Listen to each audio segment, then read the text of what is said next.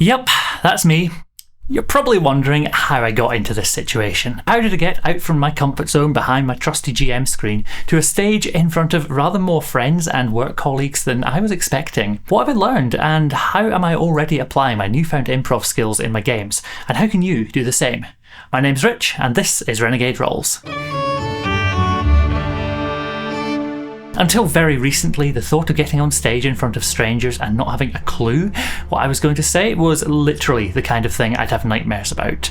But comfort zones are interesting. They're not static. They can be shaped in different ways throughout your life, growing or shrinking depending on your experiences, good or bad. Remember, every time you step outside your comfort zone, it grows larger. So I decided to do exactly that, to follow the advice of Master D&D Improvist Brennan Lee Mulligan and take some classes. The course I did was an Improv 101 over 8 weeks of 3-hour sessions, with a live public performance at the end. The performance was an Armando format of a monologue, then 3 two-person scenes, repeated twice, so 2 monologues and 6 scenes in all. The course was through the Glasgow Improv Theatre, or GIT for short, by our excellent teacher Hannah, guiding us from the very first principles of actually listening to each other, then saying yes and, coaching us all the way to creating scenes and monologues which are actually good. Loads of love to Annika, Rosa and Tanisha, my fellow one-hit wankers. A damn fine team name if I do say so myself. They were absolutely fantastic on stage with me and made the whole show a joy from start to finish. Also a big shout out to Amy, Callum, David, Dean, Elvis, Maris and Matthew, who were part of our 101 course but didn't perform with us that night. If you're in or around Glasgow, the Glasgow Improv Theatre have loads of shows coming up, as well as courses you can take if you're feeling brave like me. So what did I learn from all this, and what tips can I give you which you can apply with or without going on a course first? The phrase yes and is well known as a fundamental for improv, but isn't actually the best piece of advice to start with. Yes and is where you take what your scene partner has said, agree with the reality it creates, and then add something of your own. But there's something more fundamental than that, which is even more applicable to running TTRPGs. We need to be fully present and actively listen to our scene partner. To be fully present is to be in the moment and not worrying too much about what's coming next. As GMs, we are spinning so many plates that it can be difficult to hone in on what's right in front of us. The interaction with players is what 90% of our table time will be, so focusing on them and listening closely to what they say, then responding in character or as a GM is much, much more important than your custom stat blocks or your countdown trackers that you've spent ages on. Being in that moment will lead to so many good things. You'll notice nuance that you might have missed otherwise, and your players will pay more attention as it's clear that you are fully engaged in what's happening. Your wandering monster table? That can wait. When running games, I'm always thinking about what's going to happen next, but so often the players' mad decisions and the luck of the dice at the table mean that thinking too far ahead is a fool's game. A much more interesting thing to think about, which in turn allows you to be much more flexible, is the improv idea of what must have happened already, or if this is true, what else is true? If I introduce an NPC, say a member of the City Watch, who on a whim I decide is going to be a really tired and surly person, it's a much better use of my brain to think about what has happened to lead them to be in that state, rather than worry about what they're going to do next.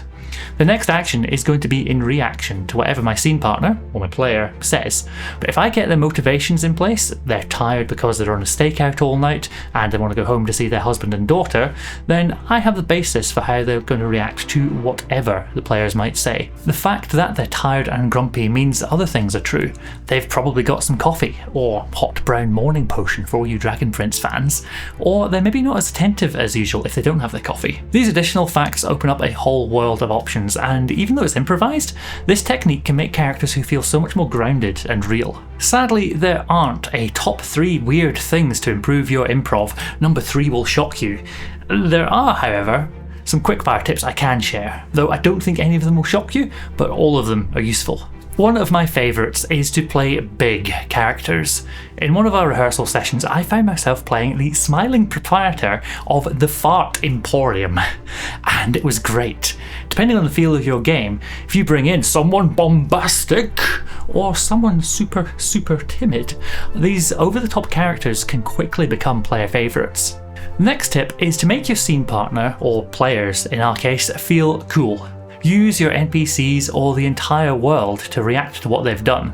This could be as simple as an ogre saying, "Oh," when it gets hit, Instead of using too many words and over-explaining, end what you want to say with your bombshell revelation. It gets so much more attention that way. That blank space is wonderful for making people want to fill it.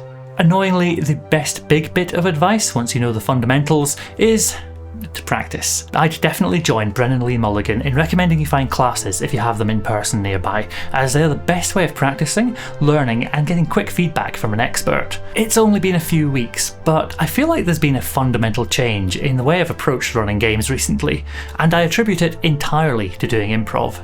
It boils down to something incredibly simple. I used to, like literally a couple of months ago, worry about scripting loads of box text and planning mad flowcharts to make sure I had something for every direction that a session might go. Oh ho ho, you sneaky players, you won't catch me unprepared.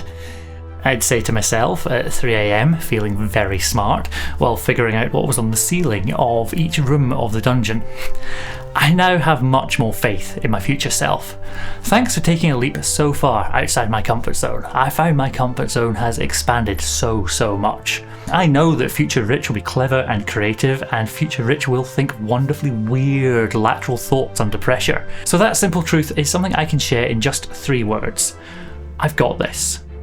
I tested it out last week with the finale of my Daggerheart 10-shot campaign. I didn't tell my players this, but the entirety of my session-specific prep for that game was written on just this one index card.